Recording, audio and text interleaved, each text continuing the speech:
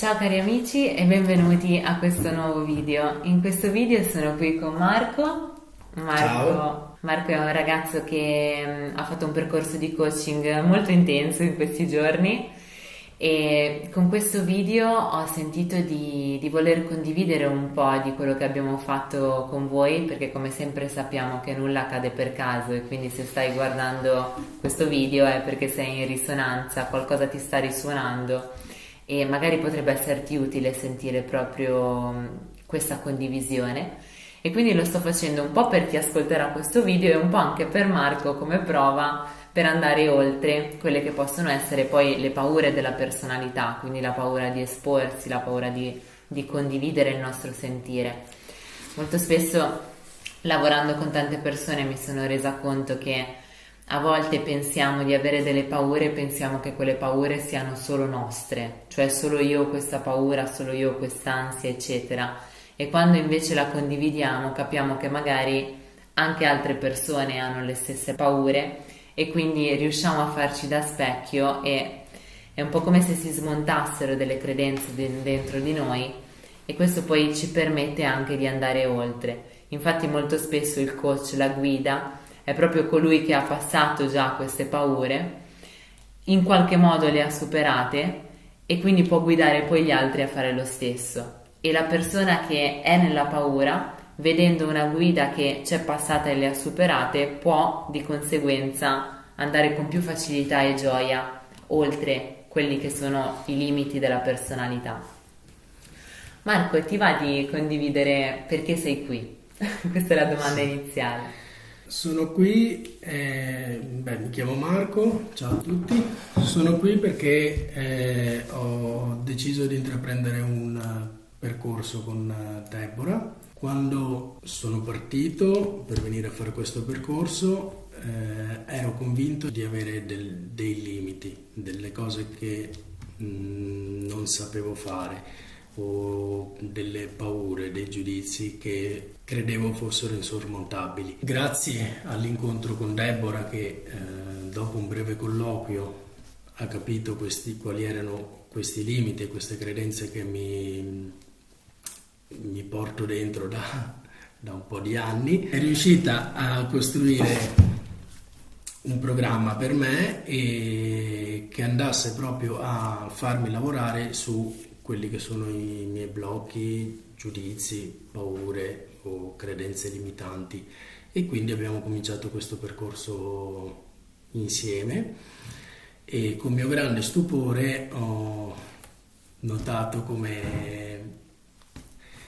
è possibile, come ero semplicemente convinto di non riuscire a fare delle cose Tipo e parlare davanti a una tipo telecamera. parlare davanti alla telecamera e invece con il suo aiuto, con il suo supporto, ovviamente ti spinge un po' a farlo, però è proprio questo il lavoro, passare attraverso i tuoi blocchi, attraverso le tue emozioni più forti che ti bloccano, che ti fermano, quindi è il giusto atteggiamento per riuscire a superare queste cose, questi limiti che ognuno di noi ha, ognuno di noi li ha in maniera diversa, ognuno ha i suoi. Deborah ha questa capacità di ascoltarti a fondo e in poco tempo comprendere cosa devi fare per riuscire a superare i tuoi blocchi o le tue paure. Niente, dopo devi affidarti, anche se all'inizio non sarà semplice. Devi affidarti a lei, seguirla e farlo. Se lo fai fidandoti di lei, allora il cambiamento arriva. Arriva il cambiamento o comunque si innesca un processo che poi inevitabilmente ti porterà a cambiare te stesso. Quindi quando tornerai a casa da questo percorso non sarai più la stessa persona e dopo ovviamente dovrai continuare comunque su questa via, perché altrimenti tutto ciò che hai fatto con lei è inutile. Poi devi impegnarti, se non ti impegni questo cambiamento non avviene. E quindi ci vuole sempre coraggio, costanza e disciplina, altrimenti non cambiamo, non ci modifichiamo, e soprattutto se rinunciamo a questo cambiamento non lo faremo mai. Quindi Ma ti questo. consiglieresti di fare un lavoro su se stesso? Beh, io lo consiglierei a tutti, tutti non è possibile, però a chiunque abbia capito che si può cambiare e a chiunque voglia migliorarsi e stare meglio, perché inevitabilmente dopo un periodo dove usciranno tante cose, tanti meccanismi, tante cose che vi fanno star male, poi inevitabilmente corrispondono degli stati dove state anche molto bene, quindi stati che probabilmente non conoscete adesso,